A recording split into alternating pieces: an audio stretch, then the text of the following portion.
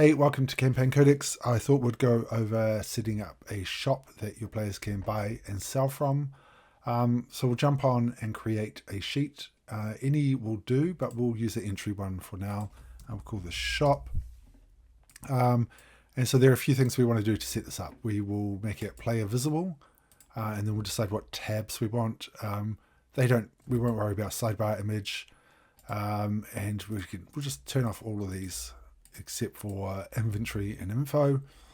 And we don't want a sidebar image, and they don't need a map marker visible for them, so we'll save that. But we probably want a little icon or something that they can see on the map that they can click on. So I will select an image for that. We'll make it a decent size, 120 will do. So now we can drag and drop this to the sheet, and we've got a nice little icon that they can click on. And now we just need to set up the shop so people can buy and sell from it. So we'll jump on over here and throw on our merchant counter, which lets you drag and drop roll tables to restock the inventory from. We will drag and we'll enable our trade-in counter and our transaction viewer. If you want services, you can enable that as well. And so these are things which don't necessarily give an item unless you set up like spell scroll or casting a spell, then they will do. But that is not for this video. So we'll just get rid of that. And now we've kind of got the basics of the sheet set up. So we need to add items to the inventory so they've got things to sell. And add some gold to the shop so they've got money to buy things with as well. So inventory, you can drag and drop from the compendium or the side panel, easy enough. The quickest way is using these roll tables, which you can do by, say, right-clicking on a folder and creating a roll table, or from a compendium, right-clicking and click create roll table. And what will happen is you'll get roll tables here, which you can drag and drop onto the sheet. And then you've got this little multiplier, which is how many times it rolls each time you roll it. So I'll just right click and drop that down to 10.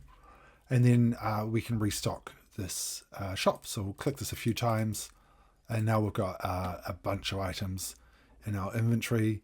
Maybe there's some stuff we want to have that they've just got an unlimited amount of. So rations, for example, we will say got an unlimited amount of rations, and then an unlimited amount of water, for example, which is free, and then maybe an unlimited amount of torches. So players will be able to just buy as many of those as they see fit.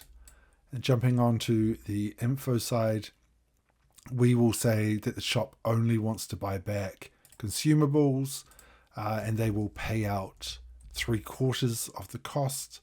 And here you can select if they've got an unlimited amount of money, or if this will just run off the funds that you have set up in the inventory. So that is the shop pretty much good to go. So we will jump here to the player view.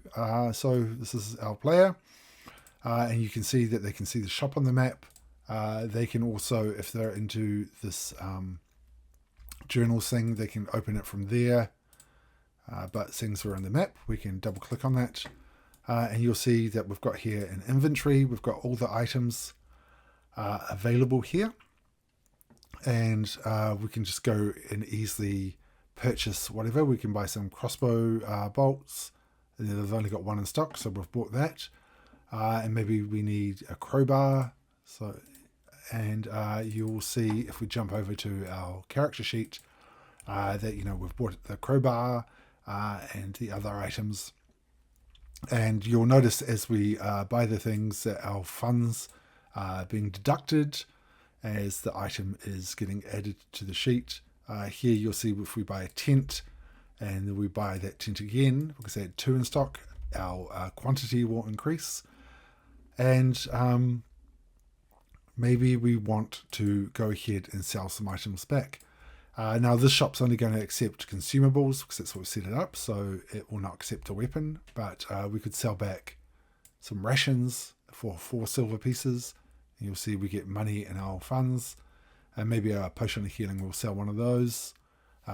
They're robbing us with only 38 gold, but it's fine, we'll sell it. So those items will automatically get added to the shop's inventory as well once you've sold them, so they can buy it back at the markup. But that's pretty much the kind of the basics of buying and selling from a shop, getting a shop set up. There are a few more kind of GM side of things. You'll see that those purchases get put into the chat for you to see when the player makes the purchases. And if you've got the transaction widget set up, you will see all the transactions get put in here. On the transaction side of things, there is a macro that you can run here, transaction records, and that will create a journal with transaction records of all the shops in the world, so you can have a quick overview of everything that's happening there.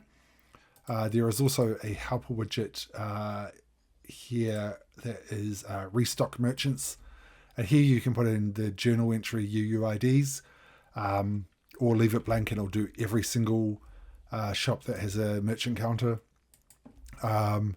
And you can set it so it will remove as many items as it adds. So that's a great way to have your stock cycling around. So if we clicked on that, you'll see here that it's removed 10 items and added 10 items back in. So a great way to kind of restock your things. And you could always create different sets of macros to do that. These are all kind of built in there. But yeah, that is kind of the 101 of setting up a shop that is something that a place can buy from and sell to. But do jump on Discord and Patreon if you've got any suggestions, feedback. I love hearing from you guys. So thanks a lot.